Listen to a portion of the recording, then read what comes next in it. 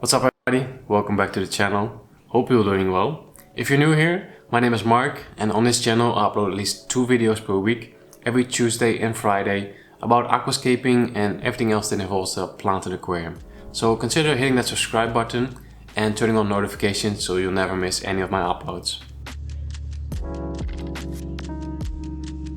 So in this video we're going to talk about the 7 most common types of algae that we will find in our aquarium. So we're going to talk about green dust and green spot algae. We're going to talk about brown algae or diatoms. We're going to talk about blue-green algae, also known as cyano bacteria, staghorn algae, hair algae, also known as green thread algae, and the last one is blackbrush algae. A lot of the content that you'll see today is actually old footage, because in the past I've made separate videos about every single type of algae, but I also wanted to combine everything and put everything into one complete video, basically like a complete guide. So that's what this is, a complete guide to the 7 most common types of freshwater algae. So I suggest you save this video somewhere in your favorites, and whenever you are dealing with some algae issues you can come back to this video and just deal with the algae immediately. I'll also add chapters to this video so you can see them on this play bar, and then you can just go directly to whichever part is applicable to you.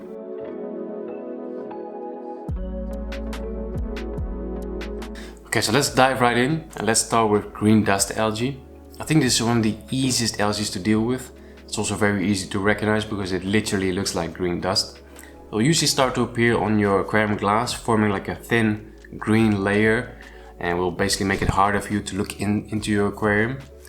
It's very easy to deal with this algae, it's very easy to clean it off, but if you don't take care of it, it's going to be taking over your entire aquarium basically.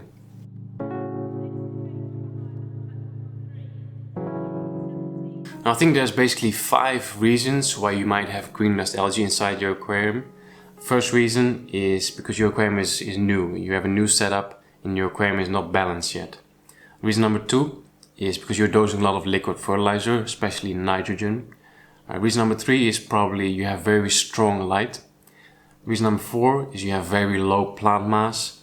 And reason number 5, the most obvious reason, is your aquarium is just dirty. You have been neglecting it and you need to improve your maintenance routine. Now, when it comes to these first 4 points, I always think it's a combination of them. So you either have very low plant mass and a new setup, or you have very high light and you're dosing a lot of liquid fertilizer.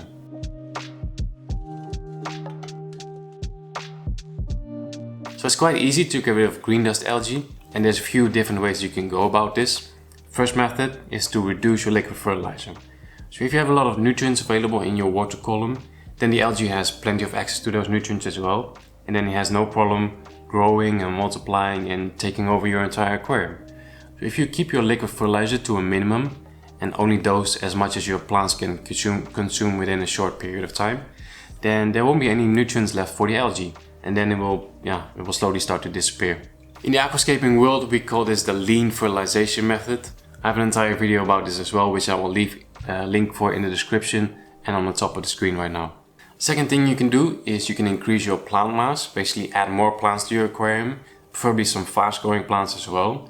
Because if you have more plants, then there will be more competition for those available nutrients. And if you have healthy plants, then the algae is going to take over all those nutrients and there won't be any nutrients left for your algae. Again, same way as the lean fertilization method, just a different approach. So those 2 methods are, in my opinion, the easiest, and it's what I use myself as well. But there's more things you can do.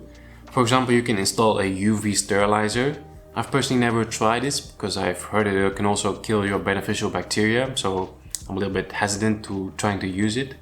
But it should work quite well against green dust algae. Now there's 2 more methods, but I would only suggest to use them if you have a really bad case of green dust algae. First one is basically a blackout, a 3 to 5 day blackout. So you cover the entire aquarium with trash bags or blankets and make it really pitch black, so you block out any light for the algae, and do this for 3 days to maximum 5 days, and that should kill off all the green dust algae. Okay, so the last method is the hardest. I've also never tried this because it requires you to do nothing. Do nothing for an entire month, and that is really hard because after 2 weeks you're basically just looking at a green soup, and then you want to get in there, you want to start cleaning things, but you cannot. Basically you have to wait for a month, and after 1 month the life cycle of the algae has finished and basically the algae is dead, sort of, I guess. So after 1 month, you have to do like 100% water change, clean all the algae with paper towels or whatever, making sure there's nothing left. And that should do the trick. But again, I've never tried this. I think it's not one of the easiest methods. So I will stick to just the first 2 methods or either UV sterilizer.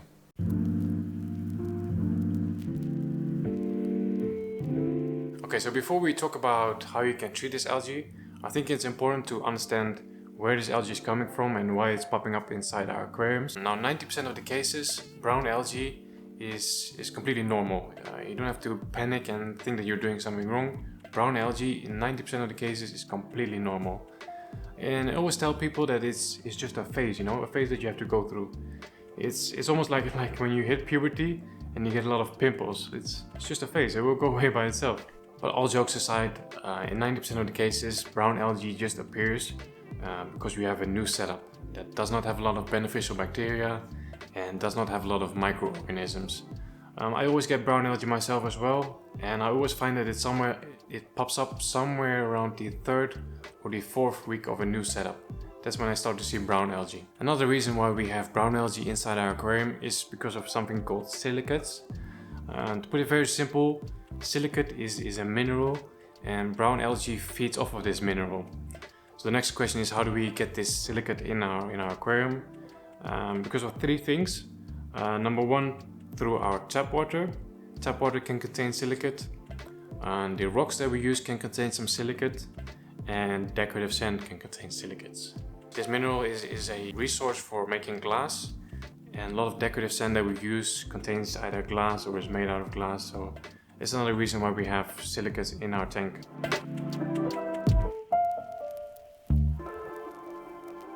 Alright, so now that we know where this brown algae is coming from, how do we get rid of it? Basically, there's 3 things that we can do here. Like I said, brown algae is just a phase.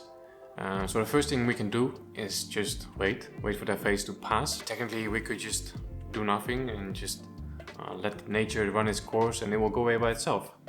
But of course it doesn't look pretty and we want to get rid of it. So the second thing that we can do is we can actually clean it manually. Brown algae itself is not very stubborn and it easily comes up with a sponge or with a toothbrush, and we can do this during our regular maintenance session. But it's one thing to clean your hardscape and to clean your glass. I mean, that's quite easy. But cleaning your plants is a bit of a different story. And once brown algae starts to cover your plants, the plants get less light and less nutrients and they will not grow as fast anymore.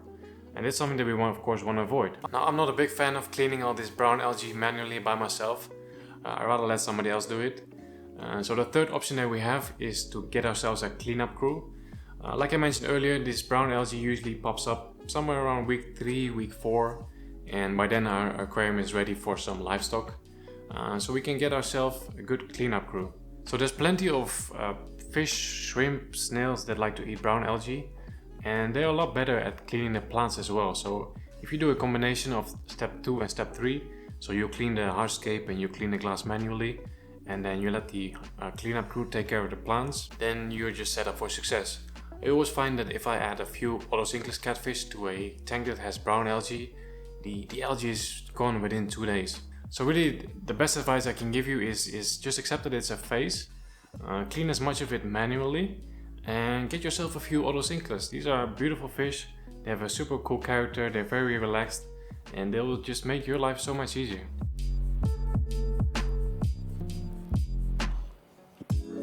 Alright, so 90% of the times it's just a phase, but what if you are that 10% who just can't seem to get rid of this brown algae? Or maybe you are just very unlucky and your tap water has a very high concentration of these silicates. I did some research and I found out that there's no rules to the maximum amount of silicates that can be in our tap water. Because this mineral is not harmful to our body and there can be an unlimited amount of silicates in our tap water. So in the description I will leave some links to test kits with which you can measure the concentration of silicates in your tap water. So if that's the case for you, then you can buy special filtration media. This media will absorb the silicates in your water and should hopefully solve your issues with brown algae. I'll leave the links to that filter media in the description box as well. That's a very cheap option to get rid of this brown algae. The little bit more expensive option will be to use reverse osmosis water. These RO units, they always have a silicate filter or an option to attach a silicate filter. So if you feel like this algae is not a phase and you really can't get rid of it, then those are the two options for you.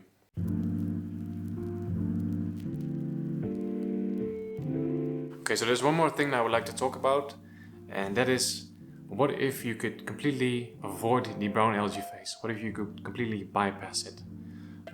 This is something only for people who have some patience. It's still quite new in the aquascaping hobby, and not a lot of people are talking about it. But it's something that's called the dark start. So basically what this is you'll set your aquarium up as normal, you'll prepare your hardscape, you'll prepare your substrate, you'll fill it up, but you don't plant it yet. You don't add any light, but basically you will cycle your aquarium for 3-4 weeks in the dark. And this way the beneficial bacteria can start forming, the microorganisms can start forming, your filter can start cycling, and then after 4 weeks you drain the aquarium, you plant it, you fill it back up, and then it's already been 4 weeks, so you can instantly add your fish and your cleanup crew as well. And that way you're off to a very strong start with very minimal chance of getting brown algae.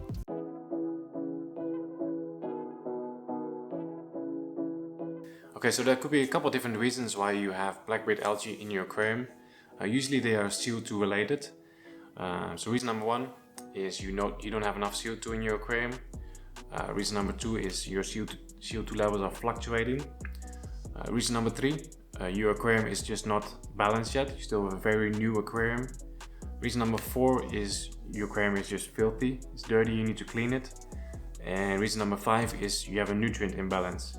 And what I see often is that a high level of iron in the aquarium water can trigger black-beard algae. Now sometimes I hear people say that black-beard algae appears in aquariums that have a lot of flow. Me personally, I don't agree with that, but I do understand why people say that, because if you do get BBA in your aquarium, it usually appears close to your filter outlet, because that's where a lot of flow is. So it's normal that in those places there's very little CO2, because there's a high oxygen level. So I don't think black-beard algae is caused by high flow. I think you should actually be more worried of having not enough flow. Because if you are injecting CO2 in your aquarium and you don't have enough flow, then those CO2 bubbles are not going to reach every corner of your aquarium.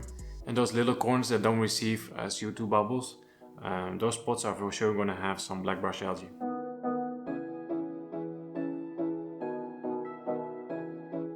Okay, so how do we destroy this algae? How do we get rid of it? To be honest with you, for the most part, I'm not a big fan of using chemical products to get rid of algae. But with BBA, it's a different story. This stuff is super stubborn and it's almost impossible to get rid of it without using chemicals. So the first product that we'll be using is a liquid carbon. Now here in Europe, this is a very popular brand. This is Easy Life Easy Carbo, also known as glutathaldehyde. If you are in the US, then you probably use something like Seachem XL. I think that's exactly the same. The second product that we can use is peroxide, hydrogen peroxide. This comes in a couple of different percentages. I like to use the 3%, I think it's the most diluted, and it's probably the safest to use as well. So the good thing about this liquid carbon is that you can actually apply it underwater. So I like to use a syringe for that. So I'll first switch off the filter, then I'll fill a syringe with the liquid carbon, and then I'll spray it on the affected places. In this case, I had some Bucephalandra leaves that were affected by BBA, as well as some hardscape spots. Now you won't notice straight away if it worked or not. You have to wait a day, and after a day you will see that the algae has turned sort of red, pinkish. With the hydrogen peroxide, it's a bit of a different story, because with this you need to be a little bit more careful. Because most plants, they don't really like to get in touch with this stuff. They're a little bit more sensitive to it. So what I like to do is actually drop the water level, and instead of using a syringe, I'll use a brush. A makeup brush is perfect for this. So you're gonna have to ask your girlfriend or your wife if you can borrow one of her makeup brushes. I'll dip the brush into the hydrogen peroxide, and then I'll basically paint the affected areas, basically painting the algae with hydrogen peroxide. and that works perfect. Once you apply the hydrogen peroxide, you will actually notice really tiny bubbles forming on top of the algae and where you painted it. That's completely normal, then you know it's working.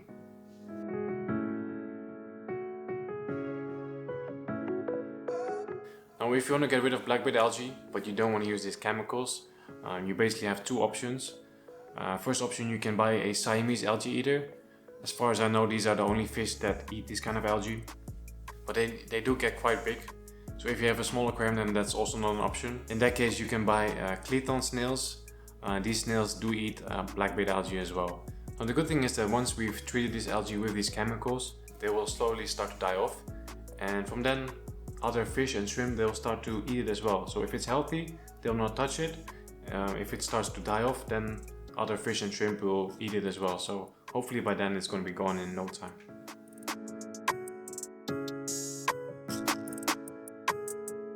So it's good that now we know how to get rid of this algae, how to kill it, but we need to make sure that it's never coming back again. For that we need to look at the root cause and fix the problem there, because if we not fix the problem there, then this algae is going to keep coming back within a week or within 2 weeks, and we're going to be stuck with the same problem again. So like I mentioned earlier, a lot of these BBA issues are CO2 related. So first of all, we need to make sure that we inject enough CO2. I would say at least 30 milligrams per liter. Best way to check this is by using a drop checker. If the drop checker is green, then we know we have enough CO2. Then we need to make sure that we keep those CO2 levels stable. How do we do that? We can do that by having a good quality regulator that's going to give us stable bubbles per second. We can do that by keeping our diffuser clean, so we're going to have nice fine CO2 mist. And we can do that also by doing our water changes either before or after the photo period, so we're not disturbing the CO2 levels in the middle of the day when our lights are blasting on our plants. I'm sure there's going to be plenty of people watching who have a planted tank but they're not using CO2. What are you supposed to do then? And that's a bit tricky. I think in that case you can maybe look at your lights. Maybe your lights are a bit too powerful for your tank. But I remember in the past when I had a planted tank without CO2, I always had a little bit of black-bait algae. I think that's just sort of like a sacrifice that you have to make if you're not willing to use CO2. In that case, I would also just keep a bottle of liquid carbon and a bottle of hydrogen peroxide in your cupboard, so you can use it whenever you're doing a water change or something. But if you feel like your black-bait algae issues are not CO2 related, then you can look at your maintenance routine. Maybe you need to do a bit more frequent maintenance, do a more regular water change. I always do a 50% water change at least once a week. Make sure that your filter is picking up all the waste organics and there's no debris lying around in your aquarium rotting away. Make sure that your filter stays cleanish as well. If you notice that the flow is reducing, give your filter a good clean. We always want to have a good flow in the aquarium, and we want that flow to pick up all the CO2 microbubbles and transport them throughout the entire aquarium. If your CO2 is on point and your maintenance is on point, you can look at your liquid fertilizers. Maybe you're dosing too much liquid iron into your water column. Me personally, I never dose any liquid iron. I just add some root tabs into the substrate, and I'll just rely on the iron in the substrate to supplement the plants. If your fertilizer is also on point, then maybe your aquarium just isn't stable yet. It's perfectly normal to have some black-bait algae in your newly set up aquarium. The Dutch style aquarium behind me is only 5 weeks old now. It does have a little bit of black-bait algae in there as well, but I'm not too worried about it. It will disappear by itself once the aquarium becomes more stable. If you've checked all those things and black-bait algae still keeps coming back into your aquarium, drop a comment below or send me a message and then we'll figure it out together.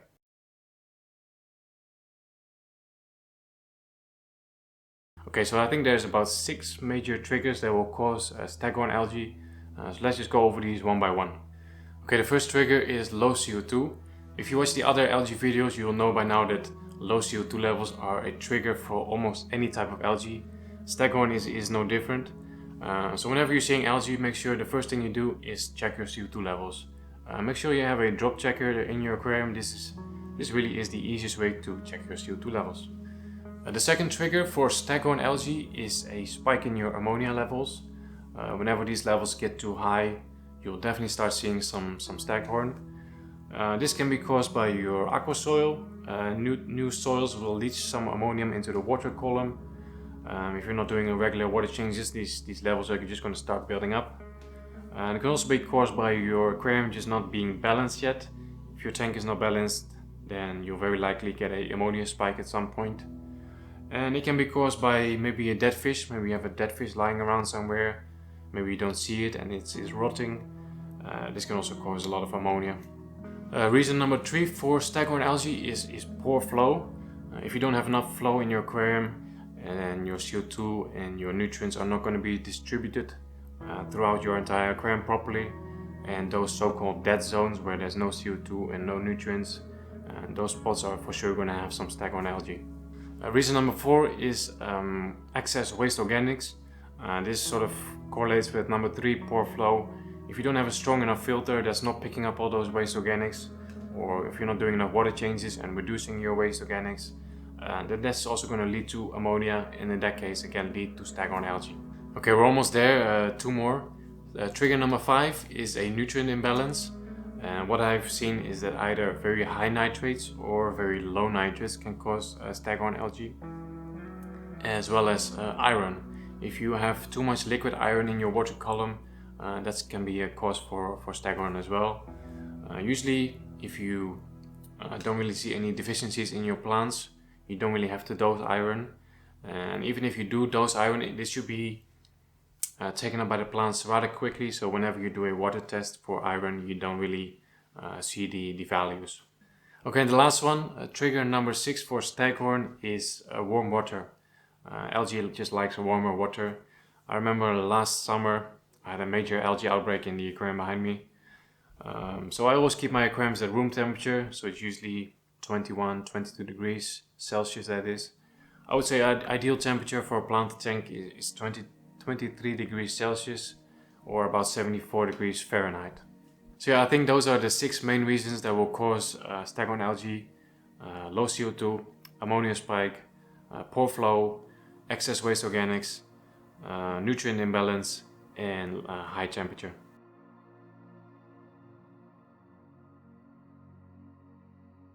So I've had my fair share of staghorn algae issues in the past. So I think by now I've almost perfected my plan of action whenever I do want to combat this algae. So this is what I usually do. First, I'll start by removing as much of it manually. So if it's on the hardscape and on the equipment, I'll take a toothbrush and I'll scrub away as much as possible. If it's on the plants, I'll just trim away the affected leaves of the plants. After that, I'll do a large water change, usually about 75% or so. This will reset the nutrient levels, and it will also reduce a lot of the ammonia. Sometimes I'll clean the filter as well. This depends a little bit. If I feel like it's been a long time since I've cleaned the filter, I will give the filter a good clean. Just make sure that the flow is optimized as well. Usually I'll just temporarily increase the CO2. Even if I'm already injecting enough CO2, I'll just kick it up a notch, just to give that extra slap in the face of the algae. And the last thing that I'll do is I'll start dosing some liquid carbon, either Easy Carbo or Seachem XL.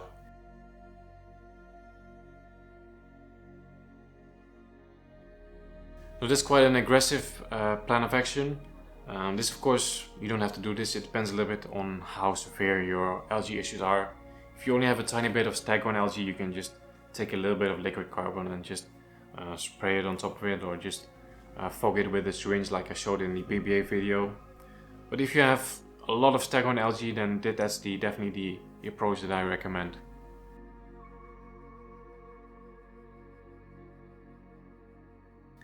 Okay, so now that we've treated the algae, we need to make sure it's not coming back anymore. So with staghorn algae, a few things that we can do. We can first, of course, optimize our CO2 levels. So get yourself a drop checker, make sure that sucker is nice and green. I always prefer for it to be lime green, so I know I definitely have enough CO2. Second thing we can do is just keep up with our maintenance. Just do a 50% water change at least once a week. Make sure you siphon out all those waste organics as well. And make sure you have an adequate enough filter for your aquarium. So I always recommend filters that have a capacity of at least 10 times the volume of the aquarium.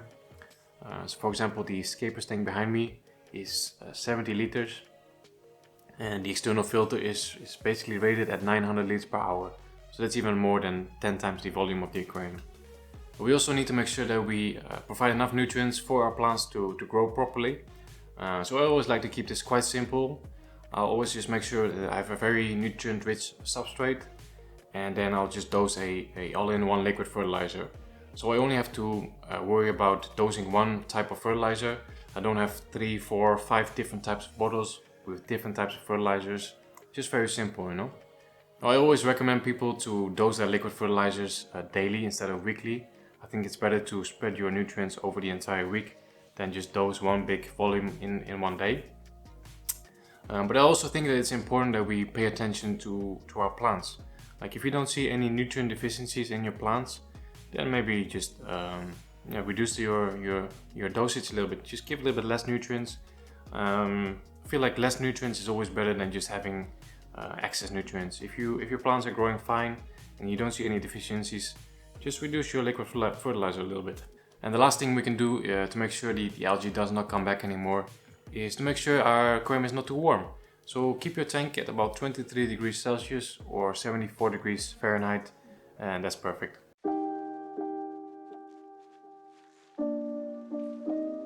Alright, first things first, if you're not sure whether or not you have blue-green algae, there's one very simple trick to identify it, and that's just smelling the algae. So normal algae doesn't really have a particular smell, but cyanobacteria, it doesn't smell too good. I would describe the smell as swamp. I don't think I've ever been into a swamp, but yeah, whenever I smell blue-green algae, that's the first word that comes to my mind. Besides the smell, this algae has another very lovely characteristic, and that is the fact that it's able to photosynthesize. So this algae can grow in the same way as plants grow by using light as a food source. And that's why a lot of times when you read up about blue-green algae, the first thing you'll notice that the people suggest a blackout. But we'll talk more about that later.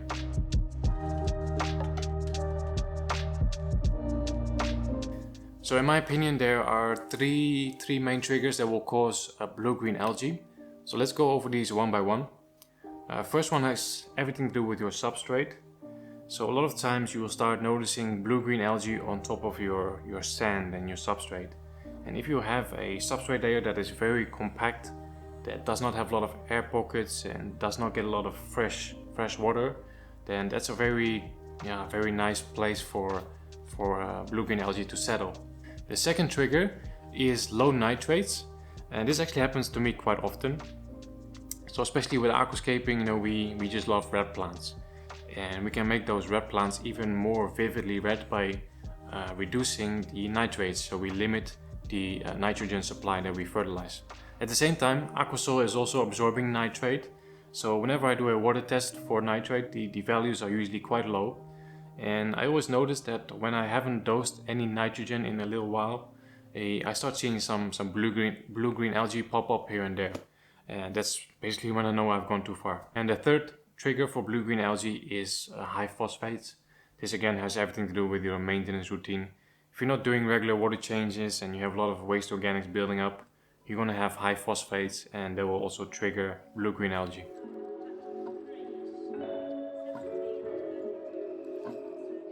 Okay, so how are we going to get rid of the blue-green algae? First of all, fish, shrimp, snails, they're not going to touch it. It's disgusting, they will not eat it. So we're going to have to do the hard work ourselves. Okay, so when people are struggling with blue-green algae, the first advice people will give them is to do a blackout treatment.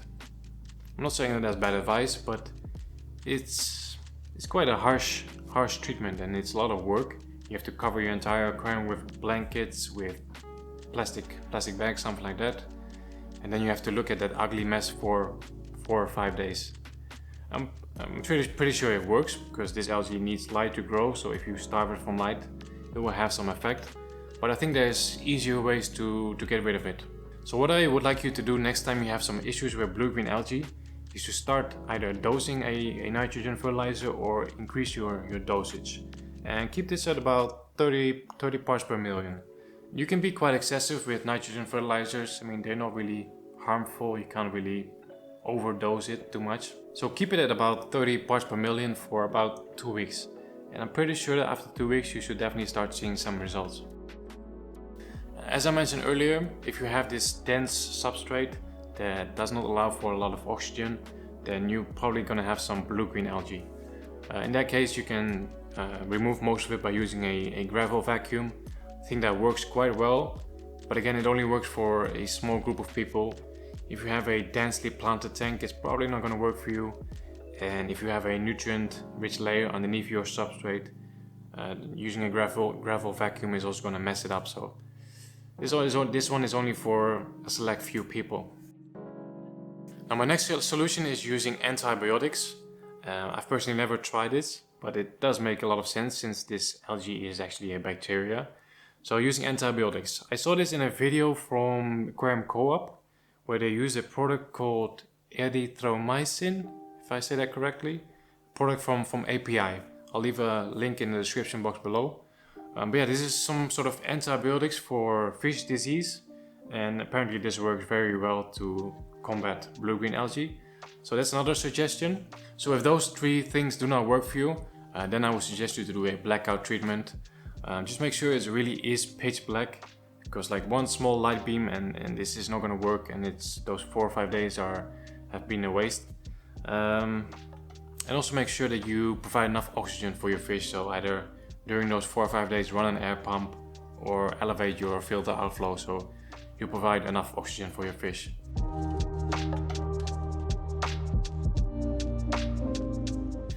Now to make sure this algae does not come back, a few things we can do. Number 1, we can keep our phosphate levels low, so just do our regular maintenance, do our water changes, make sure there's no waste organics building up somewhere. Keep our nitrate levels decent. I would say 20 milligrams per liter is good. And last thing we can do is keep our temperature low as well. So blue-green algae just loves high temperature, loves warm water. I always get a little bit of blue-green algae in the summer usually. And yeah, that's it. I think that's everything I have on blue-green algae.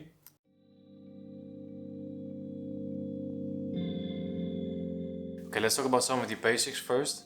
Why do we get hair algae, filamentous algae? Most of the times it's just CO2 related.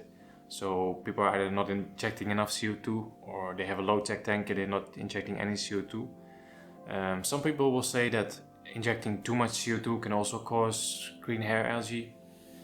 In my opinion, 90% of the cases it's just not enough CO2. You're also very likely to get some green hair algae in a newly planted setup.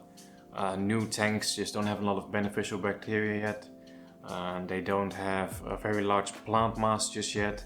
You're still figuring out how much nutrients you need to dose. So in the beginning it's very normal to have some green hair algae.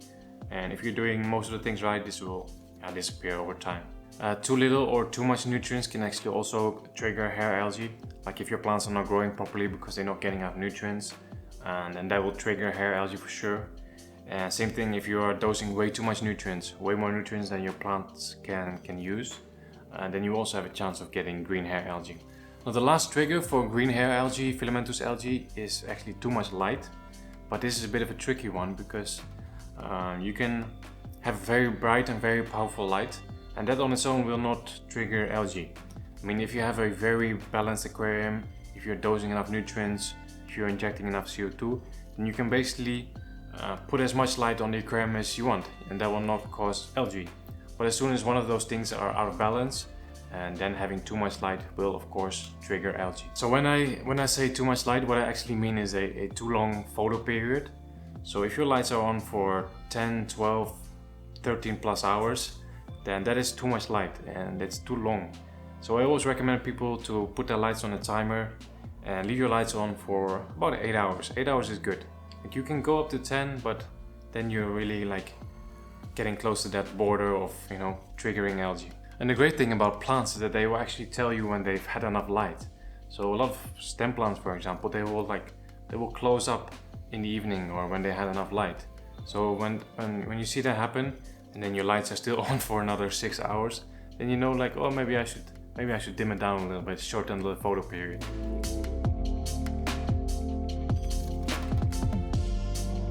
Okay, so we have a hair algae issue.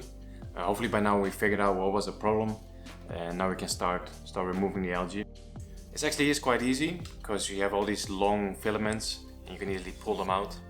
I always like to use a toothbrush, just whirl it around and all the algae will get stuck in the toothbrush. You can easily pull it out. I use this as well. I think we call this a pipe brush. So it's the same thing as a toothbrush, you know, just whirl it around. You will get most of the algae out. The thing is, with manually removing, you will never manage to get everything out of it. There will always be some bits and pieces that will stay inside the aquarium and they will just start growing again. So sooner or later you're going to be back to square one and you're going to have to do all the hard work again. So that's where option 2 comes in, and they are Amano shrimp. Amano shrimp are the perfect algae eaters for green hair algae. I actually have to get some myself for the aquarium behind me. But yeah, they're the perfect little algae eaters. I always recommend I always recommend people to get some Amano shrimp. They will just make your life a lot easier.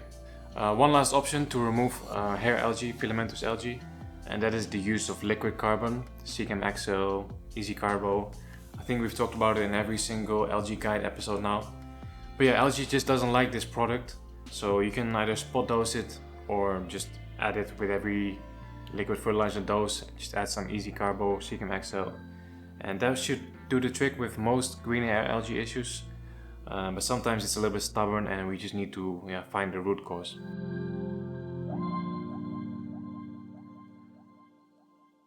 Alright, so we've removed as much of the green hair algae as possible. Now we just need to make sure that it's not coming back anymore. So we need to fix the problem that caused the algae to appear in the first place. And as I mentioned earlier, a lot of the hair algae issues are CO2 related. So we need to make sure that our CO2 is optimized. And I already talked about this quite a lot of times, because a lot of algae is CO2 related. But I keep getting the same question from people like, hey Mark, how many bubbles per second do you have in your aquarium? Oh, I have a 30 gallon, how many bubbles per second do I need? But just get yourself a drop checker, because that's the most accurate way to see if you have enough CO2 in your aquarium.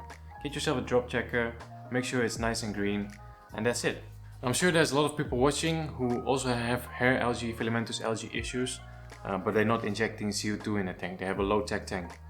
And to you guys, I would like to say, you can either reduce your light, you can reduce the intensity of your light, you can reduce the photo period, you can also reduce your surface agitation. See, your tap water naturally has some level of CO2 in there, and if you have a lot of surface agitation, you're just bringing in more oxygen into your water and driving out all of that CO2.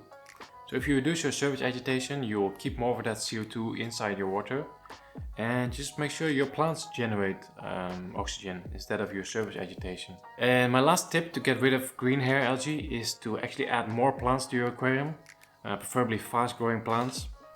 I think I've already said it before, but inside your aquarium there's like a constant battle going on between algae and plants. And if you have a lot of plants, a lot of fast growing plants, then they are going to win the battle from the algae.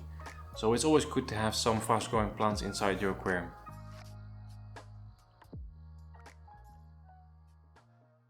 Now you can identify green spot algae quite easy.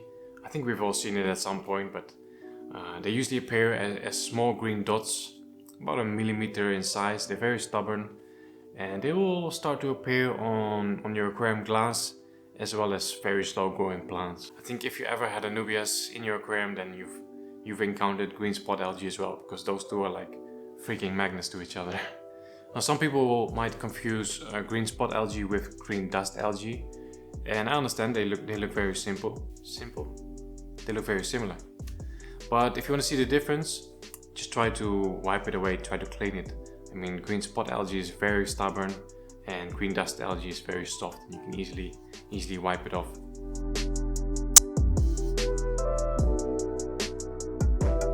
I always think that it's very important to understand where algae is coming from and what's the reason behind it appearing inside your aquarium. And what I like about the green spot algae is it's very simple. There's basically only one major reason that can trigger green spot algae, and that has to do with phosphate. So if your phosphate levels are either too high or too low, then that will trigger green spot algae. So it's very simple, just check your phosphates, And you don't have to check your CO2 levels, you don't have to worry if you have too much light, you don't have to worry about if you have enough flow. I mean, those things can contribute to it as well, but the main reason is always phosphate levels.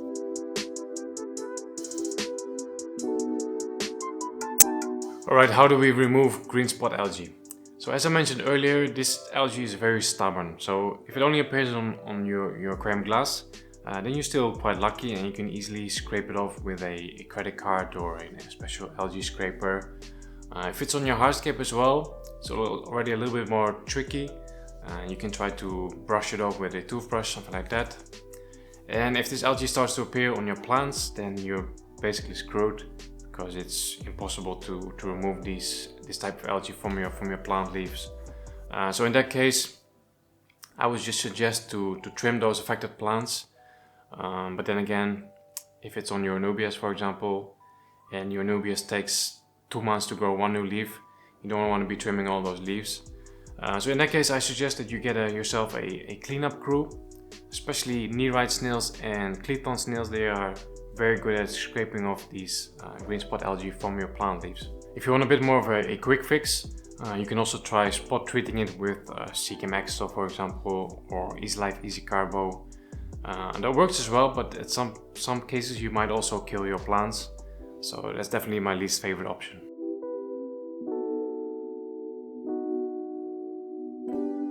Okay, so we've removed as much green spot algae as possible. Now, how do you make sure it's not getting worse or it's coming back? For that, we need to get an idea of the phosphate levels inside the aquarium. So I do suggest that you pick up a phosphate test kit. I'll leave some links in the description box below if you want to pick some up. So phosphate is a very important nutrient for plants to grow. So if you have a planted tank and you're not dosing phosphate yet, then that's probably the reason why you're getting green spot algae. If you have green spot algae and you are also dosing phosphate, then maybe you're dosing a bit too much. If you already got yourself a phosphate test kit, that's awesome. Then you can test your water, and you want these values to be quite low. Actually, you only want them to be around 0.1 milligram to 1 milligram per liter, basically. So very little phosphate, just enough to feed your plants. Now, I do have to say that me personally, I actually never measure these values. I just know from experience that my aquariums tend to get green spot algae somewhere around the 4th or the 5th week of a new setup. And that's because I always like to use a very nutrient-rich substrate that already has phosphates in there. And this substrate will leach some phosphates in the very beginning. And after about 4 or 5 weeks that has stopped, and then I'll notice that the phosphate levels are getting low, and I will start seeing some green spot algae. And for me, that's a sign that from then on I need to start dosing my liquid fertilizers with phosphates. So just to summarize, green spot algae is either caused by a very low phosphate or very high phosphate level. So get yourself a test kit and test your water for phosphate. Make sure you dose a liquid fertilizer that has phosphate in it. Don't overdose it. And if you just do regular water changes, then you know for sure that any excess phosphate will be taken out with your water change.